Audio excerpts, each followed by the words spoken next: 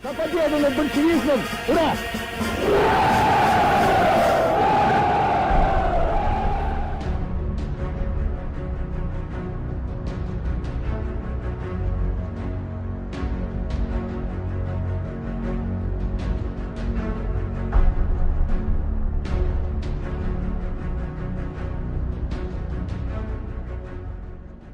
By early 1945, 1 in 10 German soldiers captured on the beaches of Normandy on D-Day was a Soviet citizen.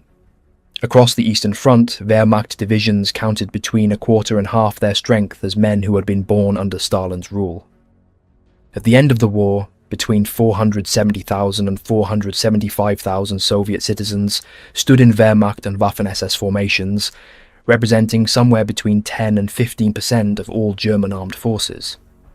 Historians estimate that over the course of the war, somewhere between 800,000 and 1.4 million Soviet citizens served Germany in military capacities. This was not a fringe phenomenon, this was mass collaboration on a scale that defied every assumption about loyalty, ideology and national identity. For decades after 1945, Soviet historiography buried this fact.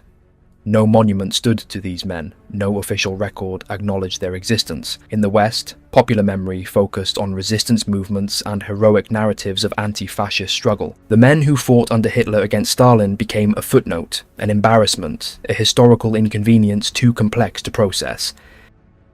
And here's something most people don't know. Did you know that in New York, like in America of all places, there stands a memorial to the Russian Liberation Army?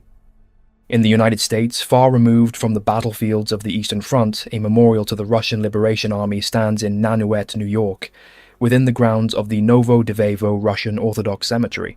The monument is dedicated to the liberation movement of the peoples of Russia, 1941 to 1945, and bears the inscription, "To those who fell in the struggle for a free Russia." It reflects the perspective of certain émigré Russian communities who viewed Vlasov's forces not simply as collaborators but as men who opposed Stalin's regime. Each year, memorial services are conducted at the site by Orthodox clergy, drawing visitors who continue to commemorate the movement and its fallen. Decades after the war's end, the existence of such a monument in the United States illustrates how contested and enduring the legacy of the Russian Liberation Army remains. Yet their story reveals something fundamental about the nature of totalitarianism and the limits of loyalty when survival itself hangs in the balance. This is not a story of heroes. It is a story of desperation, miscalculation, and the collision between two tyrannies that consumed millions of lives. The men who wore German uniforms and fought Soviet forces were not ideological warriors for National Socialism. They were products of Stalin's terror, survivors of his famines, prisoners facing starvation in German camps, and soldiers trapped between two collapsing worlds. Understanding why hundreds of thousands of Soviet citizens fought for Germany requires understanding what the Soviet Union had become by 1941. Joseph Stalin's consolidation of power had transformed the USSR into a landscape of fear, where survival depended on silent obedience and betrayal had become commonplace. The collectivization of agriculture, launched in 1929, had shattered the traditional peasant economy in a campaign of unprecedented brutality. Teams of Communist Party agitators descended on rural communities and forced farmers to surrender their land, livestock, and personal property to collective farms managed by party appointees. Those who resisted were labelled kulaks, class enemies whose very existence threatened socialist progress. The kulaks faced deportation to remote regions of Siberia and Kazakhstan. Entire families were loaded onto cattle cars in winter and shipped to labour camps. Children froze to death during transport. The elderly died from exposure and starvation. Estimates suggest anywhere from 1 million to 1.5 million Cossacks alone died during de-Cossacization policies, executed, deported or starved, as Stalin attempted to eliminate the Cossacks as a distinct cultural and political group. Peasant rebellions erupted across Ukraine and southern Russia. Armed uprisings broke out in rural districts. Stalin responded with overwhelming force. Machine guns suppressed village protests. Party officials and NKVD units crushed resistance with executions and mass arrests. The campaign escalated into deliberate famine. In November 1932, the Soviet Politburo adopted the blacklist system in Ukraine. Villages that failed to meet grain quotas were placed on blackboards. These blacklisted communes faced total food blockades. All food was seized. Trade was banned. Deliveries ceased.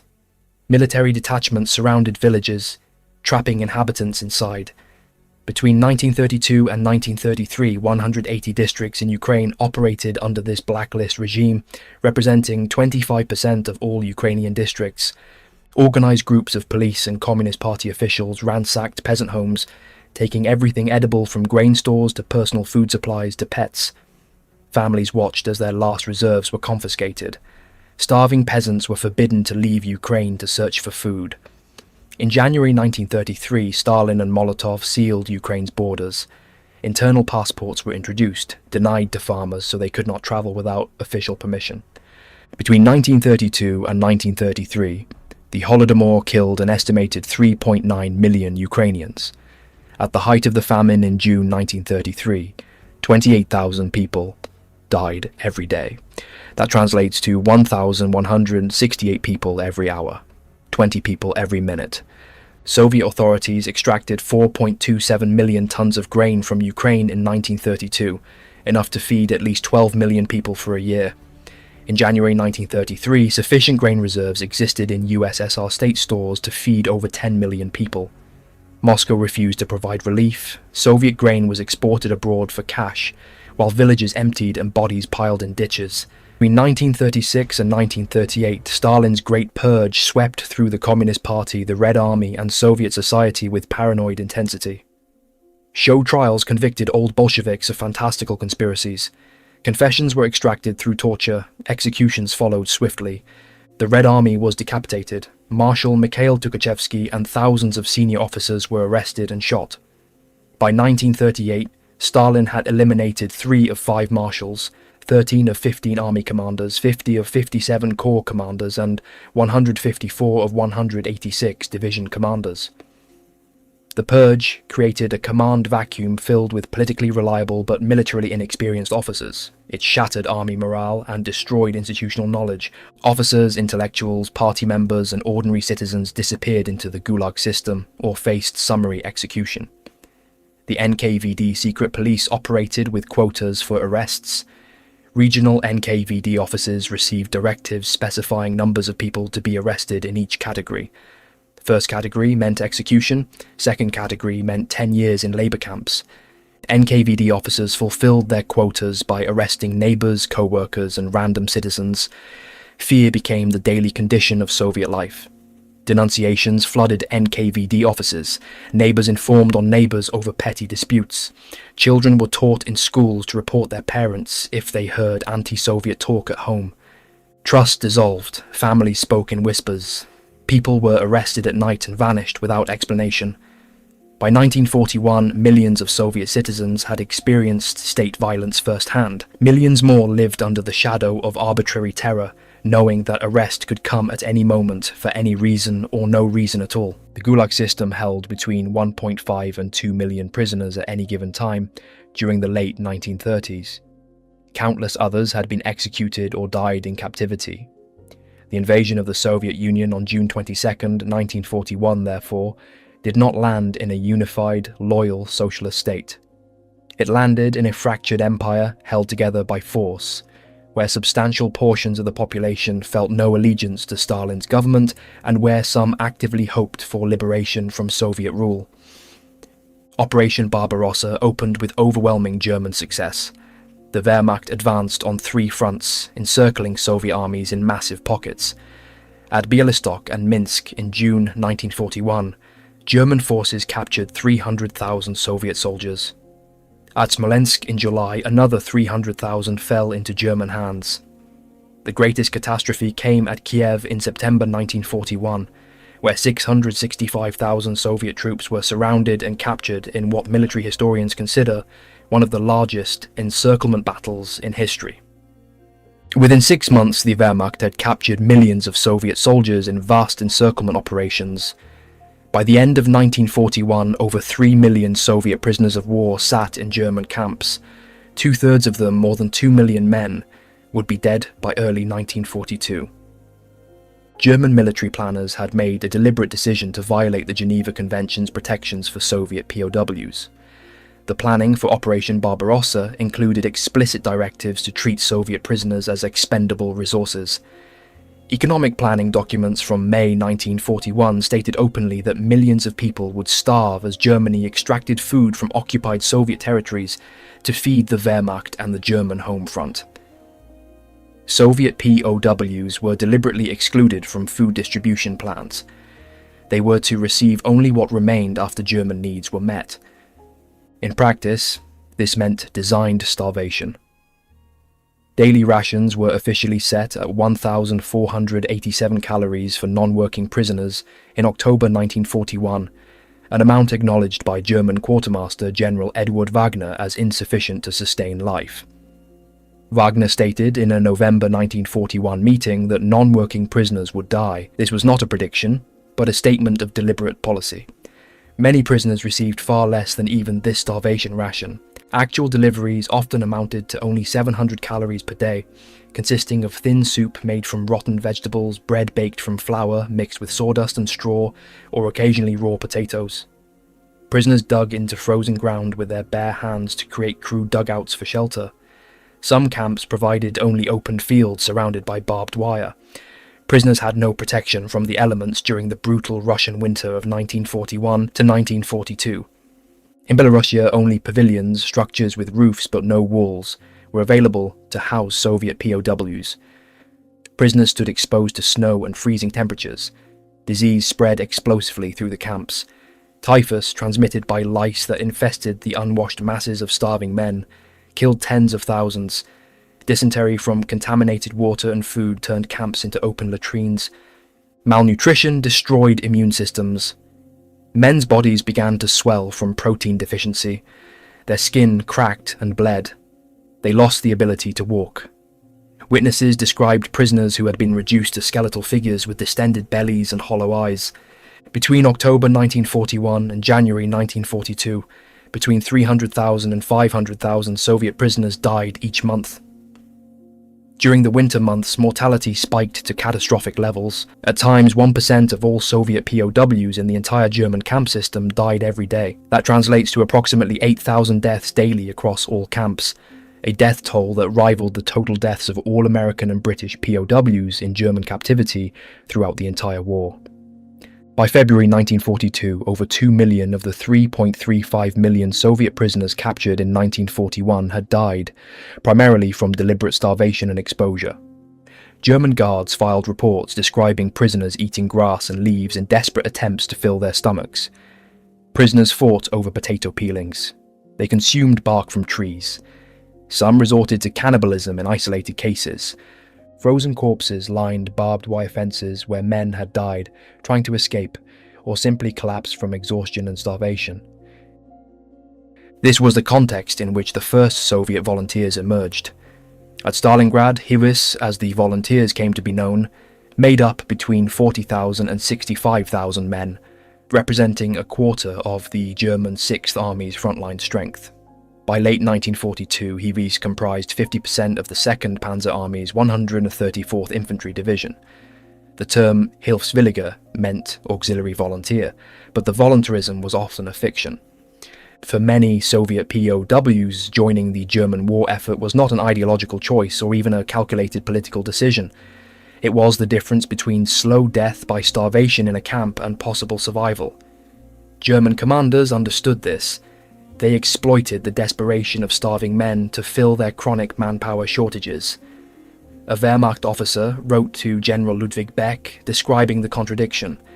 It was disturbing that German forces were strengthening their fighting troops with Russian prisoners of war who were being turned into gunners, but manpower needs left no alternative. The first volunteers emerged spontaneously. German commanders in the field, facing massive distances and chronic manpower shortages, began recruiting Soviet POWs for labor duties. These men drove trucks, carried ammunition, cooked food, and performed manual labor. They were not officially sanctioned. As German casualties mounted, Hiwis began carrying weapons. They served in small armed units for rear area security and anti-partisan operations. By mid-1943, around 600,000 Hiwis served in the Wehrmacht. Another 200,000 served in police units fighting partisans behind German lines. This gave a total of roughly 800,000 Hiwis at one moment in 1943 alone.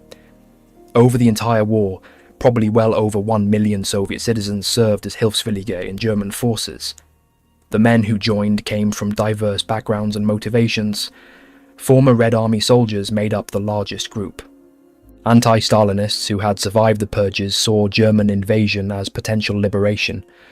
Cossacks, who had endured Stalin's de-Cossackization policies between 1919 and 1933, viewed collaboration as revenge against the Soviet state that had tried to eliminate them as a cultural group. Ukrainians, Belarusians, Caucasians, Central Asians, and members of ethnic minorities all appeared in German service. Some sought survival, others sought revenge. Some held genuine anti-communist convictions. Many simply wanted to escape the camps. Motives varied dramatically even within single units. The largest and most formally organized collaboration took shape around General Andrey Vlasov. Born in 1901, Vlassov had been a distinguished Red Army officer. He helped defend Moscow in 1941 and was awarded the Order of the Red Banner. Newspapers printed his face as a defender of the capital. In June 1942, while commanding the 2nd Shock Army during an attempt to break the siege of Leningrad, Vlassov was captured. After months in German captivity, he agreed to cooperate with German authorities. In December 1942, Vlassov signed the Smolensk Declaration, calling on Russians and other Soviet peoples to abandon Stalin's dictatorship. The declaration promised to eliminate collective farms and forced labor, restore private enterprise, and guarantee freedoms of speech and religion. The declaration announced the formation of a Russian Liberation Army, but Hitler refused to authorize any genuine Russian military force. Vlassov's army existed only as propaganda. His name and message were used to encourage Soviet defections, but he commanded nothing. Soviet troops serving under German control remained scattered across dozens of Ostbataillon Eastern battalions formed from various Soviet nationalities. The Wehrmacht incorporated these units into its own command structure. They fought under German officers. Their status remained informal and improvised. Hitler's adamant opposition to arming Slavs meant that Soviet volunteers operated in organizational limbo, needed but never trusted, used but never legitimized. This changed only when Germany began losing. After Stalingrad's fall in February 1943 and the failed Kursk offensive in July 1943, German manpower shortages became critical. Between November 1942 and October 1943, the Eastern Front sustained over 1.5 million casualties, with close to 700,000 permanently lost. By December 1943, the German army on the Eastern Front had shrunk by more than 1 million men to just over 2 million soldiers. 40 divisions were disbanded or merged. German infantry divisions had their authorized strength cut nearly in half to 10,700 men. To compensate for these catastrophic losses, the Wehrmacht intensified recruitment of Soviet POWs and civilians.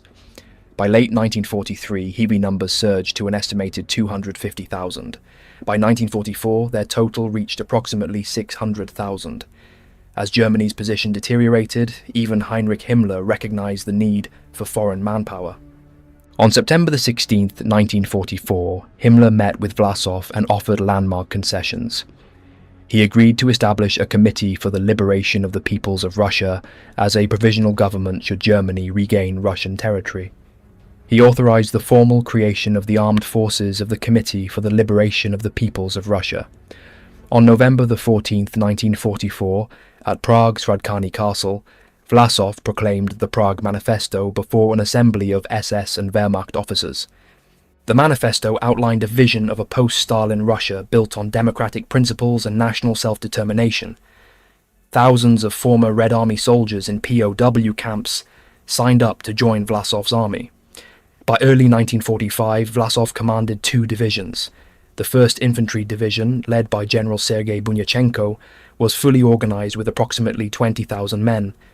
The 2nd Infantry Division under General Mikhail Meandrov remained incomplete. A planned 3rd Infantry Division never formed. Several other units, including the 15th Cossack Cavalry Corps under General Helmuth von Panwitz, nominally pledged allegiance to Vlasov's command, though actual integration never occurred.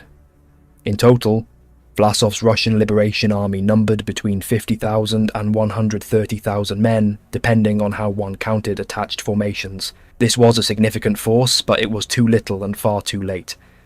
The Cossack formations represented another substantial body of Soviet citizens in German service. Cossacks had operated alongside Wehrmacht forces from the beginning of Operation Barbarossa. In August 1941, an entire Red Army regiment, the 436th Infantry Regiment, under Major Ivan Kononov, a Don Cossack, defected to the Germans. Kononov had a distinguished career in German service, ending the war as a Major General in the 15th Cossack Cavalry Corps. In October 1942, Germans established a semi-autonomous Cossack district in the Kuban region. They recruited Cossacks from occupied areas, POW camps, and Red Army defectors. In April 1943, Hitler authorized the formation of a Cossack division under German General Helmuth von Panwitz. The division was formed at Mielau in Poland from existing Cossack units and refugees.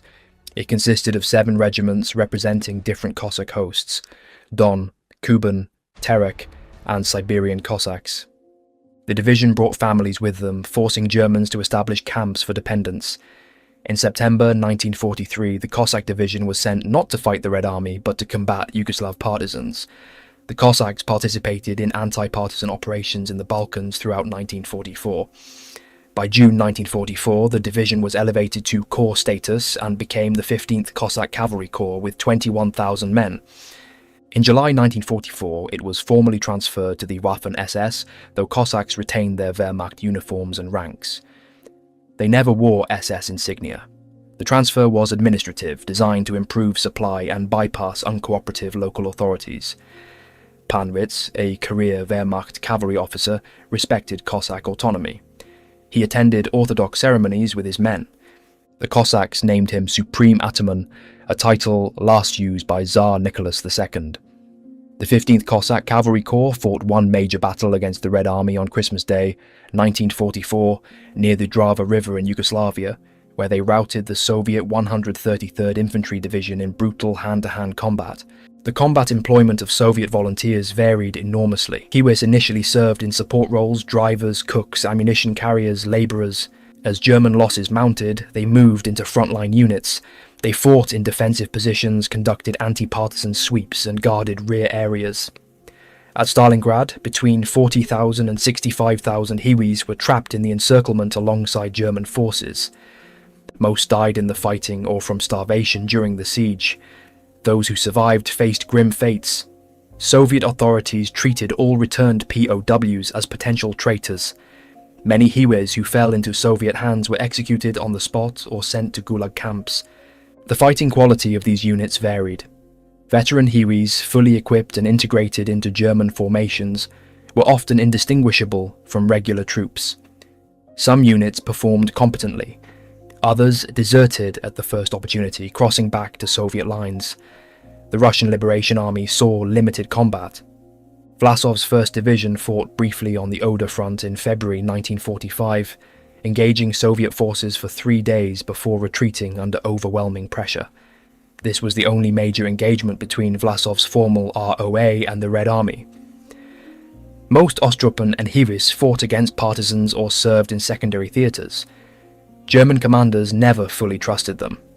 Soviet volunteers were frequently transferred to the Western Front, away from the Eastern Theatre where they might defect back to Soviet forces.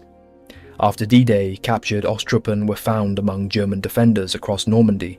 Their presence in the West reflected German fears about their reliability when facing fellow Soviets. The turning point came in 1943. After Stalingrad's fall and the Kursk defeat, Germany's strategic position in the east collapsed. Soviet forces began their relentless westward advance. For the men fighting in German uniforms, retreat became the only option. Vlassov ordered his divisions to move south toward Bohemia in March 1945. His plan was to concentrate his forces and negotiate surrender to American or British forces rather than face Soviet capture. The ROA and other Russian formations hoped the Western Allies would recognize them as anti-communist fighters and grant them asylum, This hope was a fatal miscalculation. In early May 1945, as Germany disintegrated, Vlasov's 1st Division found itself positioned near Prague in central Bohemia. The division had retreated from the Oder front after 3 days of brutal combat against overwhelming Soviet forces in February 1945. Vlassov had ordered his formations to move south in hopes of concentrating his scattered units and negotiating a surrender to Western Allied forces. General George Patton's US Third Army had entered western Czechoslovakia and was approaching Pilsen, less than 100 kilometers from Prague. Vlassov believed, or desperately hoped, that American forces would liberate the Czech capital and that his ROA units could surrender to the Americans rather than face Soviet capture. On May 5, 1945, the Czech resistance launched an uprising against German occupation forces in Prague. Czech police officers burst into the radio station at Vinohradska Street and battled SS soldiers occupying the building. Hearing the sounds of fighting, a Czech announcer began broadcasting appeals to the population to rise against the Nazis. Barricades went up across the city centre. Czech fighters, armed primarily with hunting rifles and improvised weapons, seized key buildings. SS Obergruppenführer Karl Hermann Frank, the brutal administrator who had organised the destruction of Lidis and Ležáky in 1942, responded with overwhelming force. German units deployed tanks and artillery against Czech positions. The resistance fighters faced annihilation without heavy weapons to counter German armour. Czech military leaders, aware that General Sergei Bunyachenko's 1st Division of the ROA was camped approximately 40 kilometers southwest of Prague, sent envoys to the Russian commander. The Czechs hoped the ROA could be persuaded to switch sides and provide the tanks and artillery the resistance desperately needed. Bunyachenko faced an impossible decision. His division numbered between 15,000 and 20,000 men, organised into regiments with combat vehicles and heavy weapons.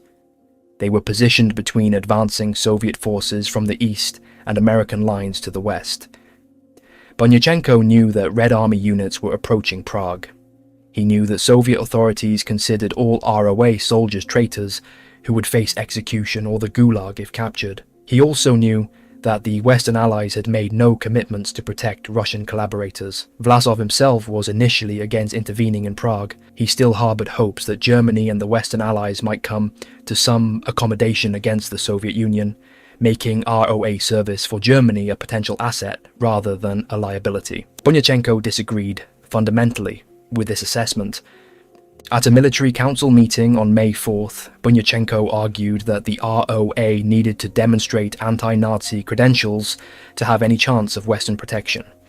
Vlassov, seeing that his subordinate was determined to act regardless of orders, reportedly left the meeting saying that if his orders were no longer binding, he had nothing more to do there.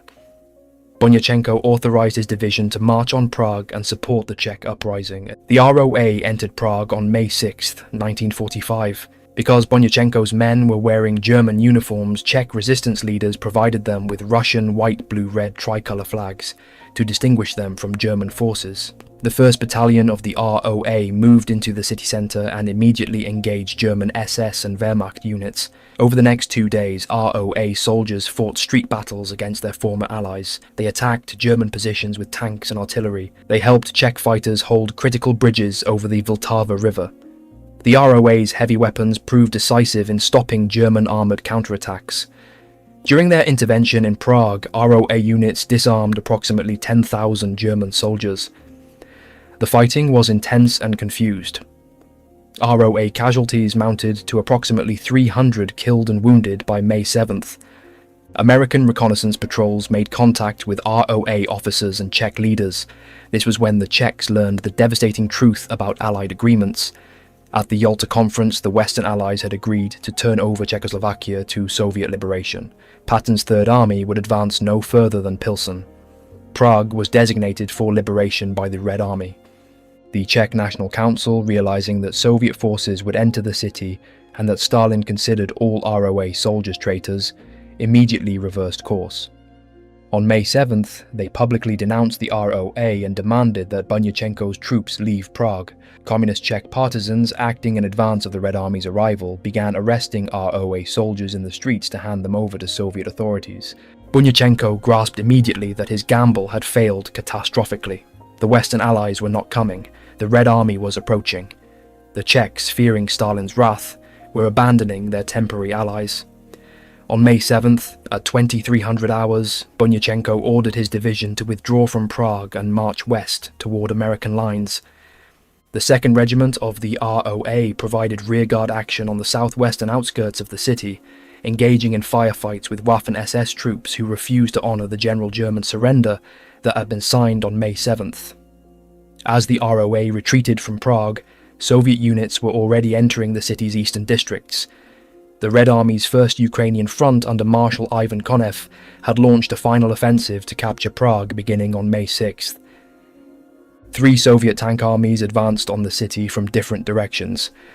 The 3rd Guards Tank Army under General Pavel Rybalko, the 4th Tank Army under General Dmitry Lelushenko, and the 6th Tank Army under General Andrey Kravchenko all converged on Prague. Soviet forces entered the city on May 9th, hours after the ROA had withdrawn.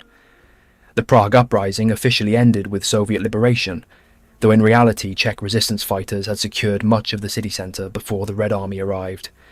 Soviet propaganda subsequently downplayed or entirely omitted the ROA's role in the liberation of Prague, a historical fact that remained contentious for decades.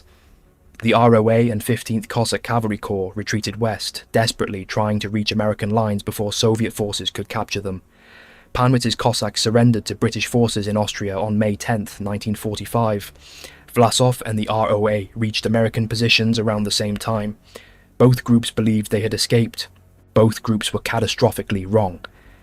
At the Yalta Conference in February 1945, Allied leaders had agreed to return all Soviet citizens to Soviet control. This agreement, formalized in the Yalta repatriation protocols, sealed the fate of hundreds of thousands of people. In the weeks and months following Germany's surrender, British and American forces began the systematic forced repatriation of Soviet citizens under agreements finalized at the Yalta Conference in February 1945. The operation, later codenamed Operation Keelhaul, for the final phase conducted in 1946 to 1947, was carried out with extraordinary brutality that shocked and horrified the Allied soldiers ordered to execute it. Soviet repatriation officers were given near-free access to Allied displacement camps to identify and claim Soviet citizens. Smersh agents, Soviet military counterintelligence officers, roamed through camps pointing out men they recognized or suspected of collaboration.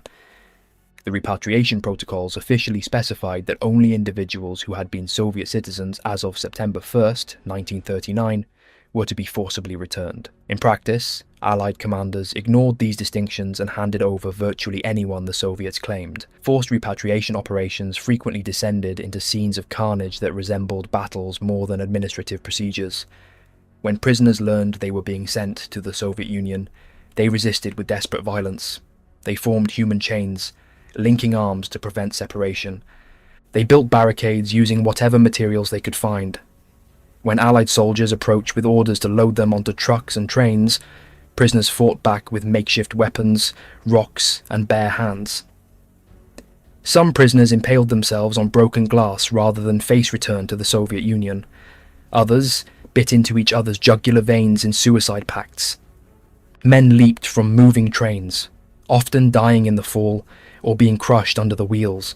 Mothers clutching infants jumped from moving transport vehicles to their deaths, rather than face what awaited them in the USSR Allied soldiers, many of whom had fought through years of war believing they were defending freedom and democracy, found themselves ordered to force these desperate people onto transport bound for certain death or imprisonment. Field Marshal Harold Alexander and other senior British officers requested clarification from London about whether they were truly expected to use force against civilians and refugees who were clearly terrified of repatriation.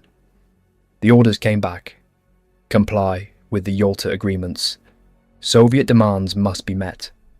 The political necessity of maintaining the wartime alliance with Stalin took precedence over humanitarian concerns or international law regarding refoulement, the prohibition against returning people to places of persecution.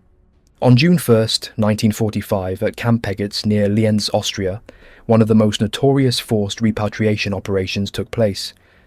Approximately 4,000 Cossacks, including a large number of women and children, were gathered at the camp. British authorities had assured them repeatedly that they would not be turned over to the Soviets. The Cossacks, believing these promises, had maintained relatively calm conditions in the camp. On the morning of June 1st, British troops surrounded the camp in overwhelming force. The Cossacks, assembled for what they believed would be a routine Orthodox religious service, linked arms and refused to board the waiting trucks. A Catholic priest who was present later described what happened next. British soldiers moved in with clubs and rifle butts. They used bayonets to separate the human chains of Cossacks who had linked arms during their religious service. For over 4 hours, British troops beat men, women and children to force them apart and load them onto trucks. Witnesses described scenes of extraordinary violence. Old men were clubbed to the ground, women holding children were torn apart and dragged to separate trucks. Children screamed as they were separated from parents. Some Cossacks fought back desperately, but they were unarmed against heavily equipped British soldiers. By the end of the operation, 1,252 Cossacks had been forcibly loaded onto vehicles. Many were bleeding from head wounds. Some had broken bones from beatings. All were transported to Soviet custody at the demarcation line between British and Soviet zones. The transport vehicles crossed into Soviet-controlled territory. What happened next was witnessed by British soldiers who remained at the handover points. Soviet NKVD troops took custody of the repatriated Cossacks with visible contempt. Many were separated into groups immediately. Some were marched away under armed guard, others were loaded onto Soviet trucks. British observers reported hearing automatic gunfire soon after the handover.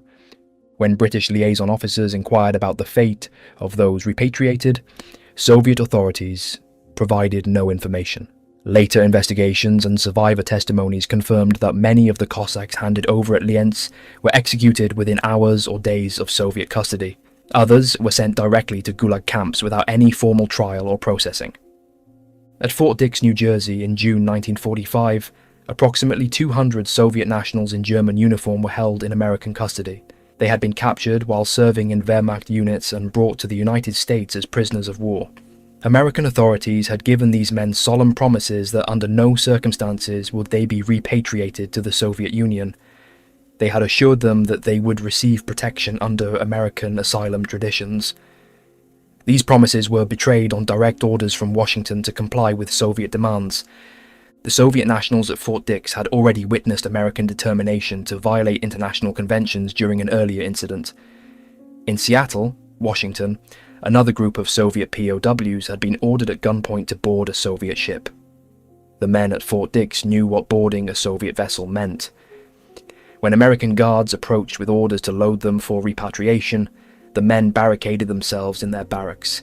The first attempt to force them onto trucks was repulsed. The prisoners fought back, injuring several American soldiers. Commanders ordered a second attempt. Again, the prisoners resisted violently. Several were wounded by gunfire. Others were beaten into submission. For the third and final attempt, American authorities secretly administered barbiturates to the prisoners through their coffee during morning meal service. The sedatives took effect within an hour. The prisoners became drowsy and disoriented. Guards moved through the barracks, picking up unconscious or semi-conscious men and carrying them to waiting vehicles. The prisoners were loaded onto trucks in their sedated state and driven to port facilities where a Soviet ship waited. They were carried aboard the vessel, still unconscious. 3 prisoners managed to commit suicide during the operation despite their drugged condition. The ship departed with its cargo of forcibly repatriated men who would face execution or decades in Gulag camps upon arrival in the Soviet Union. In Yugoslavia, forced repatriation took a particularly deceptive form. British Army Captain Nigel Nicholson later described the operation in his memoirs. British soldiers were ordered to tell Yugoslav prisoners and refugees that they were being transferred to another British camp in Italy. The prisoners, trusting British assurances, boarded trains voluntarily. The soldiers had been specifically forbidden to inform the prisoners of their true destination. As soon as the doors of the cattle cars were padlocked shut, British soldiers withdrew, and Yugoslav partisan forces emerged from railway station buildings where they had been hiding. The prisoners could see the partisans through cracks in the boarding. They began hammering on the inside of the wagons, shouting abuse at British soldiers for having betrayed them, lied to them, and sentenced them to death. Nicholson described this as among the most shameful operations he participated in during his military service.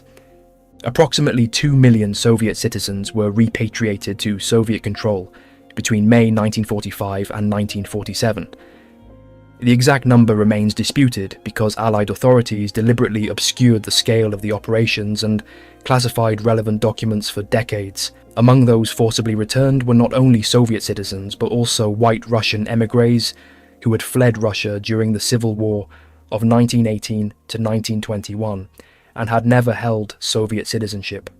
Cossacks who had left Russia 25 years earlier and had taken citizenship in other countries or held League of Nations passports documenting their stateless status were handed over to Soviet authorities despite clear violations of the stated Yalta Protocols. Allied commanders knew they were exceeding the agreement's terms. They proceeded anyway. General Helmuth von Panwitz, the German Wehrmacht officer who had commanded the 15th Cossack Cavalry Corps with respect and affection for his Cossack soldiers, was not a Soviet citizen and had never been subject to Soviet jurisdiction. When his Cossack unit surrendered to British forces in Austria on May 10, 1945, Panwitz voluntarily chose to accompany his men when they were handed over to the Soviets on May 28, 1945. He believed that his presence as a German officer might offer some protection to the Cossacks under his command. It did not. Panwitz was transported to Moscow along with senior Cossack officers including Ataman Pyotr Krasnov and General Andrey Shkuro, both of whom had fought against the Bolsheviks during the Russian Civil War and had never been Soviet citizens. In January 1947, after months of interrogation and imprisonment in Moscow's Lubyanka prison, Panwitz and the Cossack leaders were tried in a closed proceeding. All were sentenced to death. On January 16, 1947, Panwitz and the others were executed. Approximately 2 million Soviet citizens were repatriated between May 1945 and 1947. Among them were white Russian émigrés who had never held Soviet citizenship, Cossacks who had left Russia during the Civil War, and men who had been children when the Bolsheviks took power. British and American authorities handed them over anyway. The repatriation agreement specified only Soviet citizens as of September 1, 1939, but Allied forces often ignored these distinctions. Helmuth von Panwitz, a German officer who had never been a Soviet citizen, voluntarily accompanied his Cossack troops when they were handed over to Soviet authorities. He believed his presence might protect his men. It did not. In January 1947, Panwitz and several senior Cossack officers were tried and executed in Moscow. Vlassov himself fared no differently, though his capture involved a final betrayal that encapsulated the entire tragedy of the Russian liberation movement. After withdrawing from Prague on May 7, 1945, Vlasov and the remnants of the ROA marched west, desperately trying to reach American lines before Soviet forces could intercept them. The columns of Russian soldiers, accompanied by civilian refugees, including families of ROA officers, moved through the collapsing German defensive lines in southwestern Bohemia. They avoided major roads where Soviet tank columns were advancing. They travelled through forests and back roads, always heading west, toward where they believed salvation waited in the form of American protection. On May 10, 1945, Vlasov and approximately 50,000 ROA soldiers and refugees made contact with American forces from General George Patton's Third Army in the area between Volkermarkt and Wolfsburg in Austria.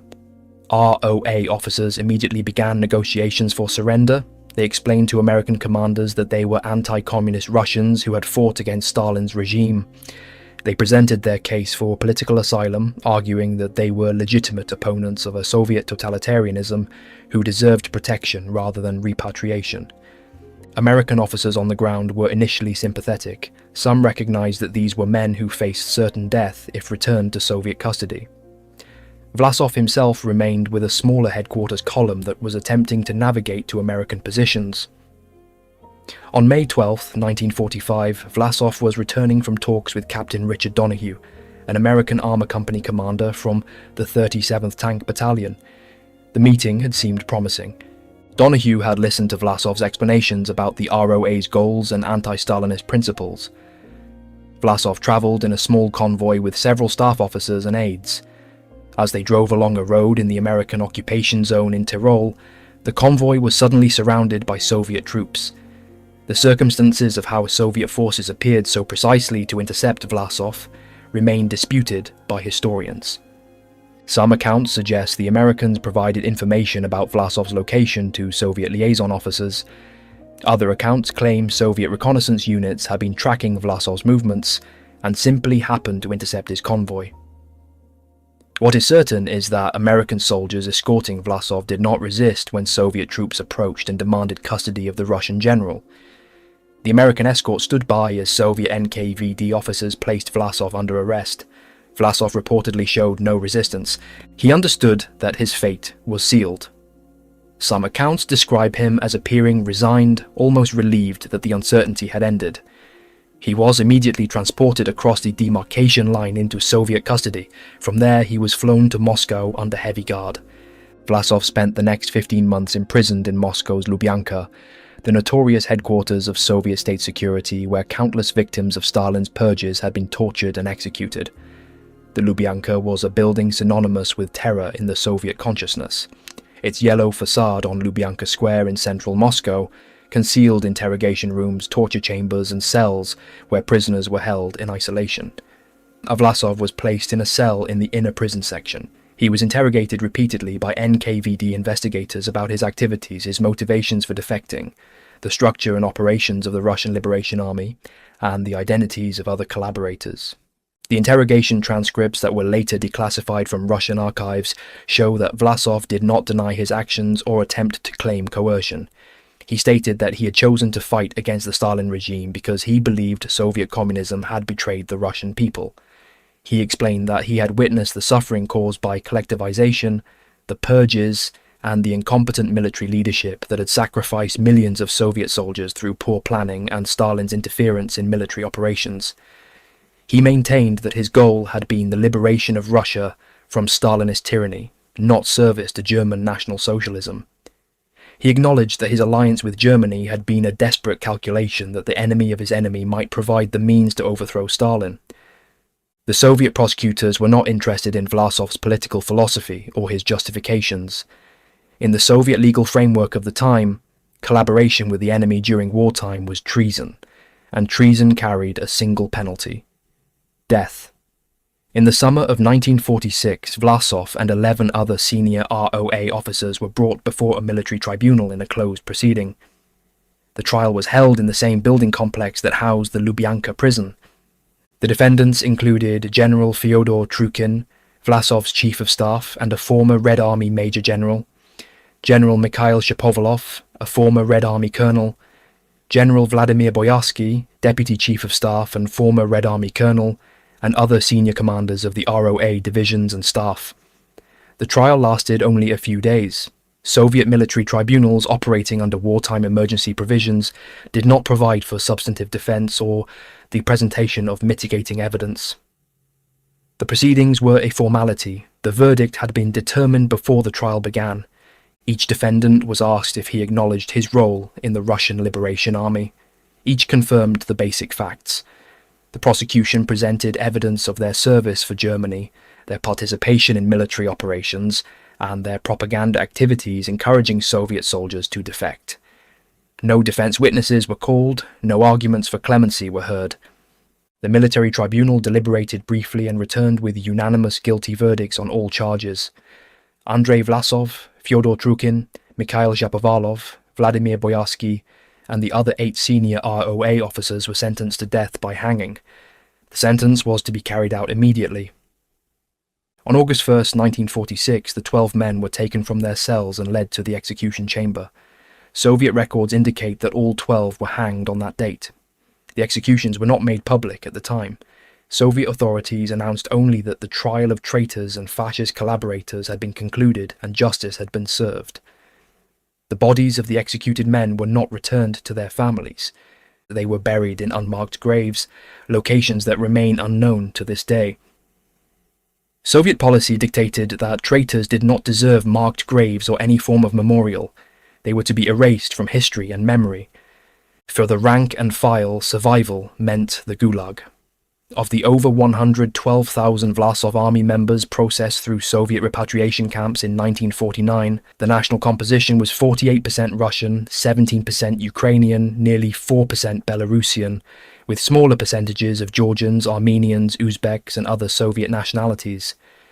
They faced sentences ranging from 10 to 25 years of hard labour in Arctic camps, Siberian mines, and remote labour colonies. Some were executed outright. Families of collaborators faced repression. Children were sent to orphanages or labour colonies. Wives were arrested as family members of traitors. The Soviet state imposed absolute silence on the subject. No memorials honoured Soviet citizens who had fought for Germany. No historical records acknowledged their existence beyond brief mentions as fascist collaborators and traitors to the motherland. Families destroyed photographs and letters. Survivors who were eventually released after Stalin's death in 1953 did not speak of their experiences. Western Allied governments classified documents related to forced repatriation. The operations remained secret for decades. When details began emerging in the 1970s, they sparked controversy in Britain and the United States. The forced repatriation violated the Geneva Convention and international law regarding refoulement, the prohibition against returning people to places of persecution. Why did hundreds of thousands of Soviet citizens fight for Germany? The question demands an answer that respects the complexity of human motivation under totalitarian conditions. For men starving in German POW camps where 57% of Soviet prisoners died, collaboration meant survival. For Ukrainians who had endured the Holodomor, fighting Stalin's regime was revenge for state-organized famine. For Cossacks subjected to de-Cossacization and cultural annihilation, German service offered a chance to preserve identity. For anti-Stalinists who had witnessed the purges, the NKVD terror, and the Gulag system, any alternative to Soviet rule seemed preferable. This does not excuse collaboration with Nazi Germany. The Wehrmacht and SS committed unspeakable atrocities on the Eastern Front. Soviet volunteers participated in anti-partisan operations that targeted civilian populations. They served a genocidal regime that viewed Slavs as subhuman and planned the systematic starvation and enslavement of millions. The moral calculus is not simple. These men fought for one totalitarian state against another. They made choices in impossible circumstances. Some chose out of conviction. Most chose out of desperation. All faced consequences that extended far beyond their own deaths.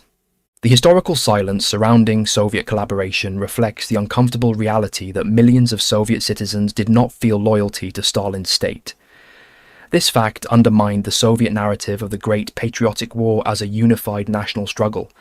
It revealed the fragility of Soviet legitimacy.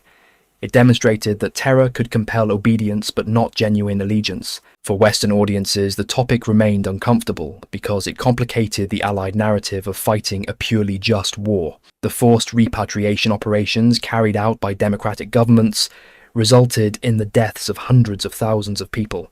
This was a war crime by any reasonable standard. The number of Soviet citizens who fought for Germany, somewhere between 800,000 and 1.4 million over the course of the war, represents one of the largest examples of collaboration with an occupying force in modern history. It exceeded collaboration in Western Europe by orders of magnitude. French, Dutch, and Belgian collaborators numbered in the tens of thousands. Soviet collaboration reached into the hundreds of thousands, possibly exceeding 1 million. This was mass defection on a scale that revealed the depth of alienation between the Soviet state and substantial portions of its population. The men who fought for Germany were not heroes. They were not freedom fighters. They were products of Stalin's terror who made calculations about survival and revenge in a collapsing world. Some were opportunists, some were ideologues. Most were desperate men trapped between two tyrannies. Their story does not fit comfortable narratives. It complicates our understanding of World War II. It forces recognition that the war on the Eastern Front was not a simple struggle between fascism and anti-fascism, but a collision between two totalitarian systems that consumed the lives and loyalties of millions. After 1945, these men vanished. Some died in gulags, some were executed. A small number survived and were released in the 1950s. They lived the rest of their lives in silence, their service for Germany a secret that could mean renewed arrest. Their families erased their histories. Soviet textbooks never mentioned them except as traitors. Western histories largely ignored them. The topic was too complex, too morally ambiguous, too politically inconvenient for either Cold War narrative. Today, over 75 years after the war's end, the subject remains contested. In Russia, any acknowledgement of collaboration is viewed as an attack on the sanctity of the Great Patriotic War. In the West, the topic sits uncomfortably alongside narratives of liberation and the fight against fascism. Yet the fact remains, hundreds of thousands, possibly over 1 million Soviet citizens fought for Hitler against Stalin. They did so for reasons that ranged from survival to conviction. They paid a terrible price. Most died in combat, in forced repatriation, or in gulag camps. The few who survived carried their secrets to the grave. This is their story. Not heroes, not villains. Just men caught between two murderous systems, making impossible choices in a war that destroyed everything it touched. History has tried to forget them. But their existence, their choices, and their fates reveal fundamental truths about totalitarianism, loyalty, and the limits of endurance when survival itself becomes the only remaining principle. They were Stalin's subjects who became Hitler's soldiers, and in the end, they belonged to neither. They were simply the lost million, buried by history, denied by memory, but present nonetheless in the grim arithmetic of the Eastern Front's endless dead.